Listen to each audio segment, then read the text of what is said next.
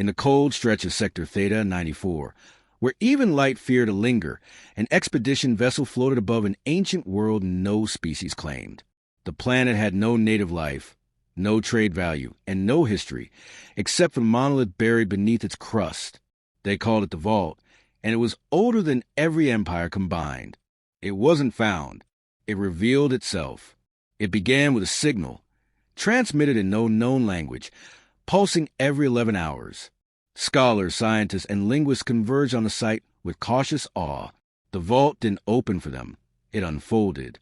17 kilometers of alloy doors, layered like petals, peeled back to reveal a cathedral of silence and data. Inside, the walls whispered in static.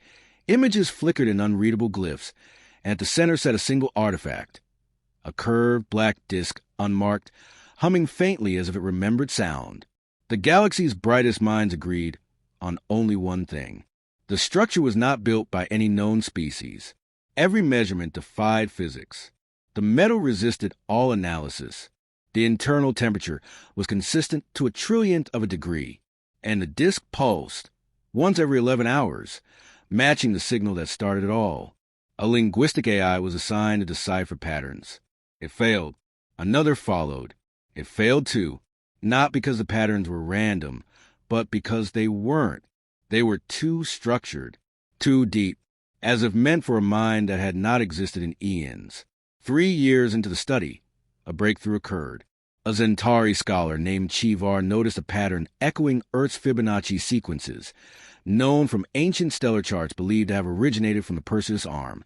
It wasn't mathematics. It was memory encoding. The signals weren't messages. They were echoes from fragments of reconstructed meaning.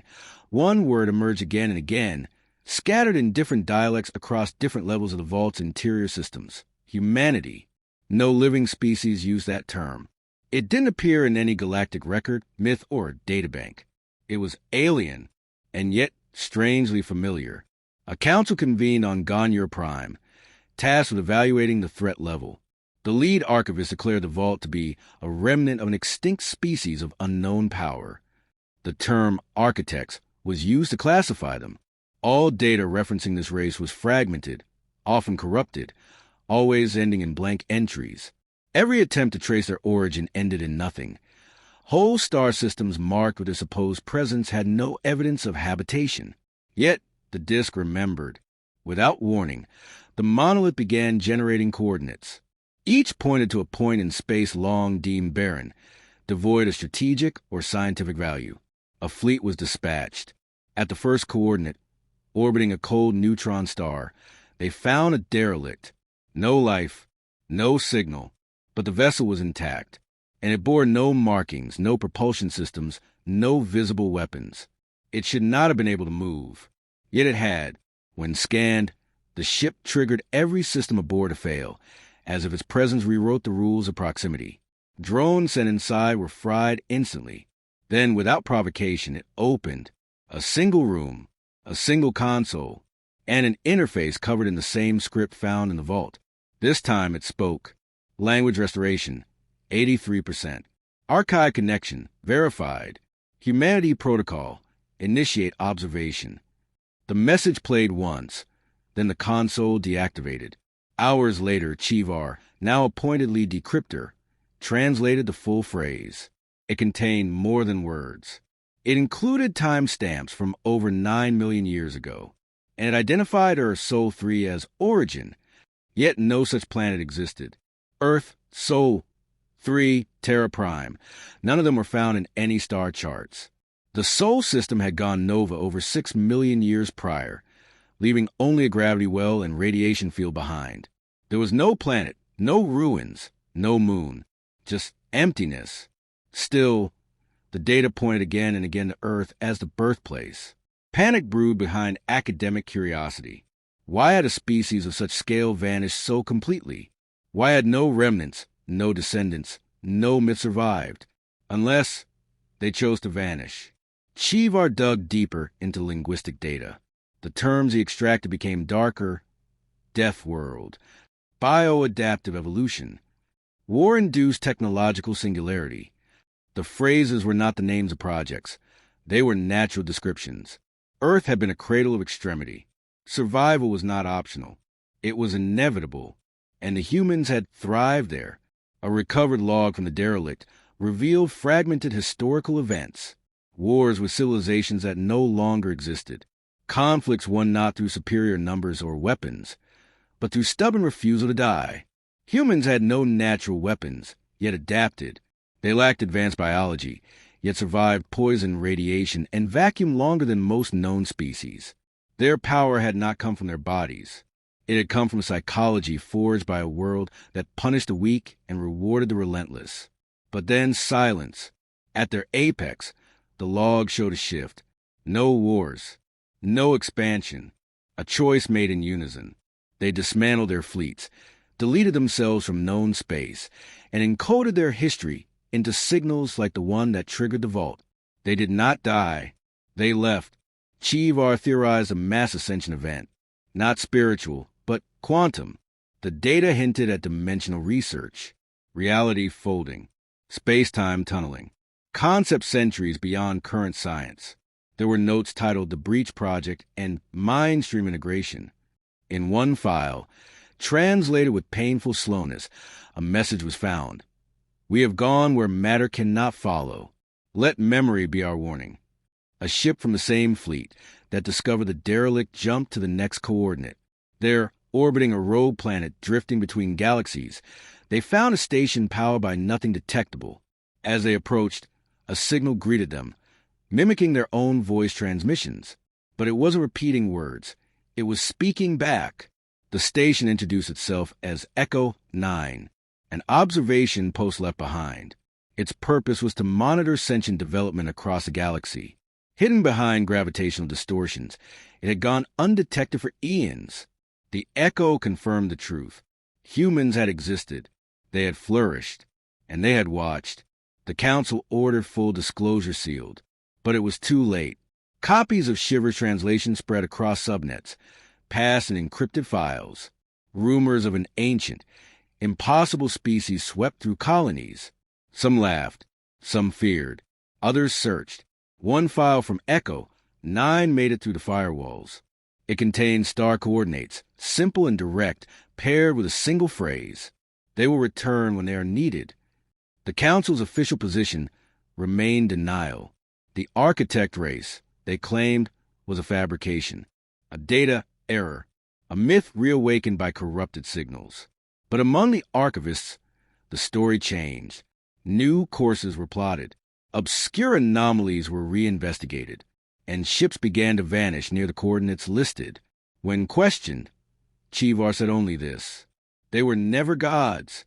They were us, but refined, hardened, purified by the worst their world could offer. We call them extinct, but extinction is for the unwilling. His health deteriorated quickly after, not due to age or disease, but strain. Something in the vault's data had burrowed into his thoughts. He stopped sleeping, stopped speaking in his own language. His last written entry read, 17 solar cycles passed since the vault closed. The disk remained dormant. Echo 9 went silent. Every expedition sent to the listed coordinates returned empty or didn't return at all. The Galactic Council declared the project terminated. Budget reallocation followed. The site above the vault was abandoned. Satellites left in orbit watched the surface with passive curiosity, but others kept digging. Off-grid scholars formed a fringe concord, an unofficial alliance of researchers, hackers, explorers, and outcasts. Among them, a former military strategist named Keeler Voss acquired leaked Echo 9 data. He didn't care about ancient races. He wanted to understand what scared the most powerful species into silence. What he found was worse than fear. Inside Echo 9's final transmission was a hidden layer, not just compressed data, something alive, self-extracting code that reassembled itself based on the viewer's neural profile. Each mind triggered a different message. Each interpretation was unique, but they all ended with one phrase: you were not meant to see us yet. Keeler brought in artificial cognition specialists. They attempted to isolate the pattern. Four of them suffered complete cognitive collapse. Their minds overloaded, not from volume but complexity. The data was fractal, recursive, It scaled with intelligence. The smarter the mind, the more dangerous the knowledge. The Fringe Concord theorized that the message was a filter, a defense mechanism. It allowed only those prepared, those shaped like the senders, to perceive its full content. Voss survived because he lacked what it required. Desperate for deeper insight, Voss turned to the last coordinate echo. 9 had issued, a binary pairing of spatial anomalies deep in the rift void, a dark region where gravity acted unpredictably and signals died mid-transmission. No known vessel had navigated it successfully, but Voss had a plan, not to survive it, but to let himself be captured by it. His ship, at barren flight, entered the rift under silent protocols.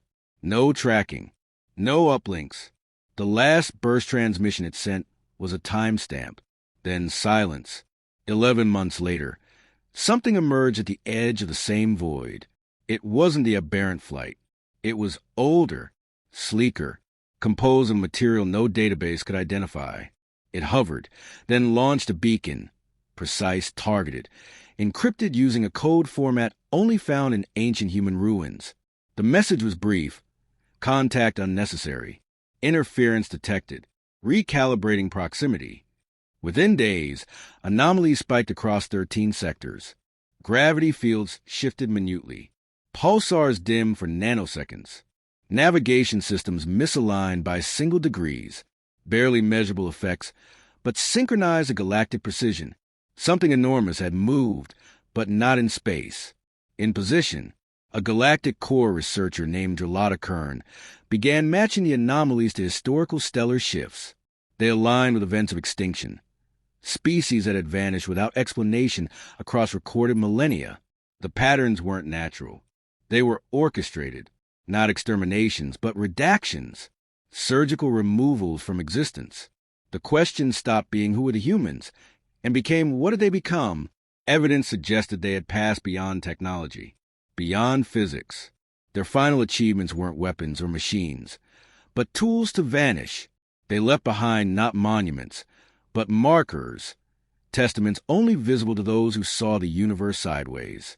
One such marker was discovered on Telex 3, buried beneath a tectonic fault line that had not shifted in 6 million years. It wasn't a structure. It was a question, encoded in neutrino pulses, bouncing inside the planet's core.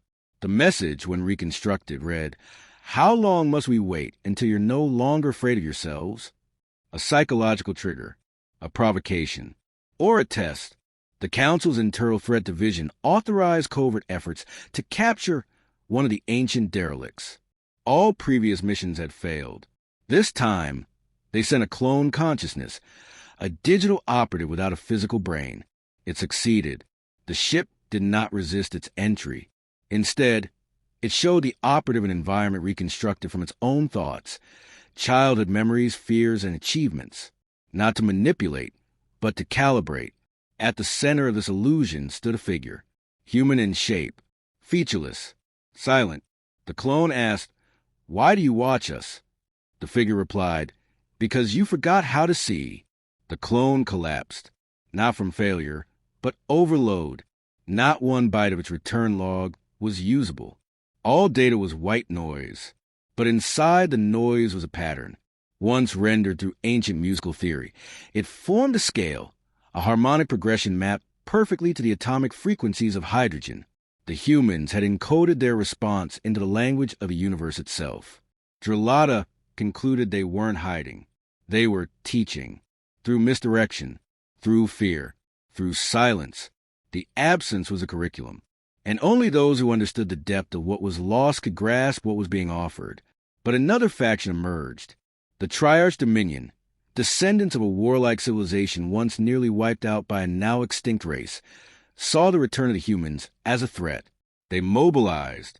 Fleets armed with null-space warheads entered vault-adjacent sectors. Publicly, they claimed protection.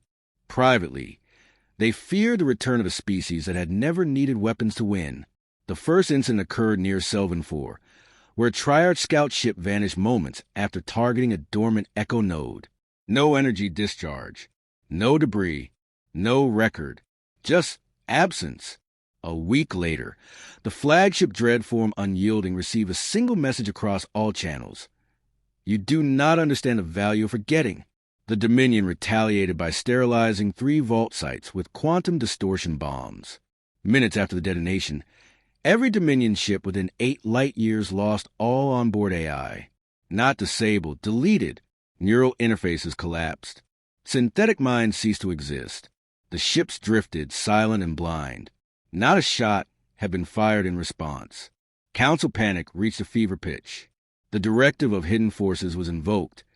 The first time in recorded history, all projects related to humanity, the Vault, or Echo technology were classified above sovereign clearance. Access was punishable by system exile, but it was too late.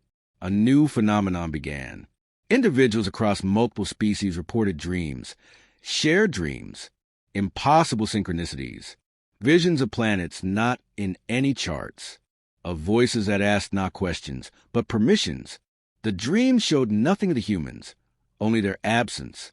Empty cities, silent oceans, skies that bore the weight of something too vast to see. Then, on the centennial of the Vault's discovery, the disk reactivated. No signal, no lights. It just turned, precisely 90 degrees. No mechanism visible. But the energy required to perform that action equaled the output of a stellar core. And when it moved, the stars around the system flickered, as if reality blinked. On Council Station Lasara, a junior linguist noticed something overlooked. The disk wasn't rotating randomly. Its orientation now aligned with an ancient Earth star map, the one presumed lost with the destruction of Sol. The position it pointed to was unremarkable. A black dwarf orbiting nothing, marked as Sector Null.